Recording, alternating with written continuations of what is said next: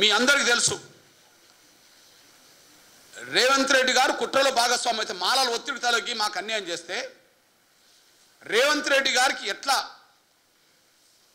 ఈ దామోదర నరసింహ అనే ఒక మాదిగ పేరు చెప్పుకున్న మాదిగ మంత్రి ఎట్లా తలొగ్గాడు, పరోక్షంగా ప్రత్యక్షంగా మాలలకు ఎలా ఒత్తాసు పలికిండో రెండో సాక్ష్యం చెప్తున్నా నేను. మనం అనుకున్నాం ఎస్సీ వర్గీకరణ జరిగేంత వరకు కొత్త నోటిఫికేషన్లు ఇవ్వమని వాళ్ళే ప్రకటన చేశారు. రేవంత్ రెడ్డి గారిదేమో గత నోటిఫికేషన్లకు వర్గీకరణ వర్తింపజేస్తామని, అది జరగలే. కానీ ప్రభుత్వం తీసుకున్న నిర్ణయం కొత్త నోటిఫికేషన్లు వర్గీకరణ జరిగేంత వరకు ఇవ్వము అని. నిజంగానే కొత్త నోటిఫికేషన్లు వర్గీకరణ జరిగేంత వరకు ఇవ్వనని ఒకవైపు ప్రభుత్వం ప్రకటన చేసి, మరి సుప్రీంకోర్టు తీర్పు ఆగస్టు 1న వస్తే, సుప్రీంకోర్టు తీర్పు ఆగస్టు 1న వస్తే 21/9 సుప్రీంకోర్టు తీర్పు ఆగస్టు 1న వస్తే మరి సెప్టెంబర్ నెలలో వర్గీకరణ లేకుండానే ఉమ్మడి రిజర్వేషన్ విధానం పరంగానే హెల్త్ డిపార్ట్మెంట్లో, అది కూడా మాదిగా అని చెప్పబడుతున్న తను చెప్పుకుంటున్నాడేమో కానీ మాదిగా మంత్రి అని చెప్పుకుంటున్నా తన డిపార్ట్మెంట్లోనే దాదాపు 1284 వివిధ పోస్టులకు సంబంధించింది నోటిఫికేషన్లు ఇచ్చేశాడు.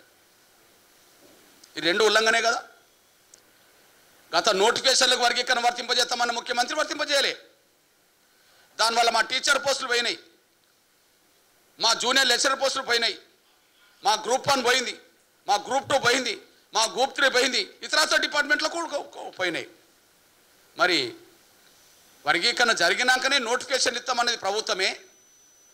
వర్గీకరణ లేకుండానే సుప్రీంకోర్టు తీర్పు ఆగస్టులో వస్తే సెప్టెంబర్లో వైద్య ఆరోగ్య శాఖలోనే వివిధ నియామకాలకు సంబంధించిన విషయంలో నోటిఫికేషన్లు జారీ చేయడం జరిగింది. దీన్ని ఎలా భర్తీ చేస్తారు? ఈ సుప్రీంకోర్టు తీర్పు వచ్చిన తర్వాత కదా నోటిఫికేషన్లు ఇచ్చింది. వర్గీకరణ జరగక ముందు నోటిఫికేషన్ ఇవ్వమని చెప్పి ప్రభుత్వం చెప్పింది కదా. ఏ శాఖలో ఈ నోటిఫికేషన్లు వచ్చినాయి? వైద్య ఆరోగ్య శాఖలే నోటిఫికేషన్లు వచ్చినాయి. వైద్య ఆరోగ్య శాఖకు మంత్రి ఎవరు? దామోదర నరసింహే మంత్రి. మరి ఎట్లా మాదిగ బిడ్డలకు మేలు చేసిండు ఈయన? మాదిగ బిడ్డలకు, వర్గీకరణ కోరుకునే బిడ్డలకు దగా చేసినట్టే కదా. తెలవదా ఈయనకు? వర్గీకరణ జరిగేంత వరకు నోటిఫికేషన్ ఇవ్వమని చెప్పిన ప్రభుత్వంలో భాగస్వామి కదా, మాదిగల కోటలో వచ్చిన మంత్రి కదా. ఎట్లా నోటిఫికేషన్ ఇచ్చాడు వర్గీకరణ లేకుండా? ఇవాళ వీళ్ళు నీతులు చెప్తున్నారు,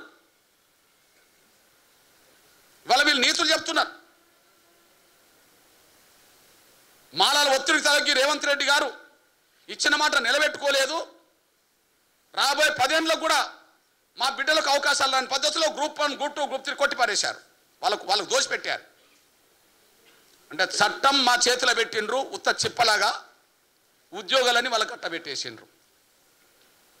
ఆనాడు అంబేద్కర్ ఆవేదన అదే, ఈనాడు ఎంఆర్పిఎస్ ఆవేదన కూడా అదే. ఉత్త చెప్పే కదా. మీరు చెప్పండి నా సోదరులారా, మీరు రిపోర్టర్సు, మళ్ళీ గ్రూప్ 1 నోటిఫికేషన్ ఈ సంవత్సరం వస్తుందా? వచ్చే సంవత్సరం ఇస్తారా? ఇంకో 2 ఏళ్ళకి ఇస్తారా? ఇంత పెద్ద గ్రూప్ 1 నోటిఫికేషన్ మళ్ళీ వస్తుందా? 523. ఇందులో వాళ్ళ లెక్క ప్రకారం 9% వస్తుందా? మాకు వాళ్ళు ఇచ్చిన లెక్క ప్రకారమైన 9% వస్తుందా? రాదు కదా.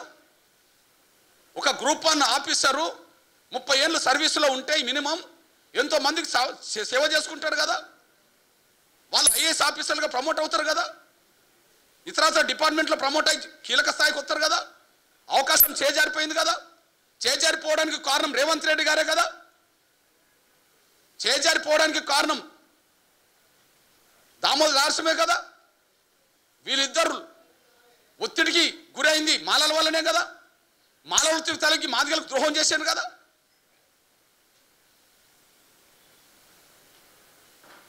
ఈ విషయంలో ఖచ్చితంగా మా ప్రజల్లోకి తీసుకెళ్తాం. ఈ విషయాన్ని మళ్ళీ చెప్తున్నాం, ఇది మా వచ్చిన చట్టం మా పోరాట విజయం. వీళ్ళ దయాదక్షిణ వల్ల రాలే. రేవంత్ రెడ్డి గారి ఇంటి నుంచి మాకేం దోషి పెట్టలే. రేవంత్ రెడ్డి స్థానం కాకపోతే ఇంకో స్థానం వస్తారాడ ముఖ్యమంత్రులు. రేవంత్ రెడ్డి కాకపోతే ఇంకొకరు వస్తారు ముఖ్యమంత్రులు. ఈయన బిల్లు ప్రవేశపెట్టకపోతే ఇంకోరు ప్రవేశపెడతారు. కానీ బిల్లు పెట్టే ముందు జరిగిన ద్రోహం గురించి చెప్తాం మా ప్రజలకి. ఉత్త చెప్ప మన చేతికి ఇచ్చారు, చట్టం అనే ఉత్త చెప్ప, ఉద్యోగాలన్నీ ముందే దోచిపెట్టారని చెప్పి ఇంత ఆగమేఘాల మీద ఓకే గత నోటిఫికేషన్లకు వర్గీకరణ వర్తింపజేయలేము అనుకున్నారనుకోండి. మరి ఆగమేఘాల మీద ఎందుకు ఈ ప్రకటనలు చేశారు, ఫలితాలు ప్రకటించారు? ఆగమేఘాలు ఎందుకు? చట్టం వచ్చినా కూడా మీరు అది అమలు చేసుకోవచ్చు కదా. ఇవాళ నిన్న చట్టం వచ్చింది అనుకుందాం, ఇంకో 20 రోజులకైనా నెల రోజులకైనా మీరు గత నోటిఫికేషన్ అమలు చేసుకోవచ్చు కదా. ఎందుకు తొందరపడ్డారో చెప్పండి. ఒక 1 వీక్లోనే 5 డిపార్ట్మెంట్లో ఎందుకు ఉద్యోగ ప్రకటనలు చేశారు, నియామకాలు అది ఫలితాలు ప్రకటించారో చెప్పండి. అంత తొందర ఎందుకు వచ్చింది అంటే చట్టం వచ్చినాక గతంలో వాటికి కూడా వర్తింపజేసే అవకాశం వస్తుందేమో, అది రాకుండా చేయడం కోసం కుట్ర చేస్తే, ఆ కుట్రలకు తలొగ్గింది మాలలు కుట్ర చేస్తే, ఆ కుట్రలకు తలొగ్గింది రేవంత్ రెడ్డి గారు, ఆ కుట్రలకు తలొగ్గింది దామోదరరావు గారు. మాలలతో కుమ్మక్కయ్యండు, మాలలతో తలొగ్గేశారు. వీళ్ళిద్దరే దానికి బాధ్యులు. ఈ విషయంలో మేము స్పష్టంగా చెప్తున్నాం. నంబర్ 1, మా ఉద్యమ ఘట్టాలను నెమరేసుకోవడానికి ప్రచారంలో ఉంటాం. సాధించింది మా విజయమే. కానీ విజయం దక్కే ముందు జరిగిన ద్రోహాన్ని కూడా మా ప్రజలకు తీసుకెళ్తాం. విజయం దక్కే ముందు మా ప్రజలకు జరిగిన ద్రోహం కూడా మేము తీసుకెళ్తాం. ద్రోహానికి బాధ్యత వహించాల్సింది కాంగ్రెస్లో ముఖ్యమంత్రి రేవంత్ రెడ్డి గారు, అదే సమయంలో దామోదరరావు గారు దీనికి బాధ్యత వహించాల్సి వస్తుంది. ఈ విషయాన్ని మా ప్రజలకు తీసుకెళ్తాం 4 రోజుల పాటు.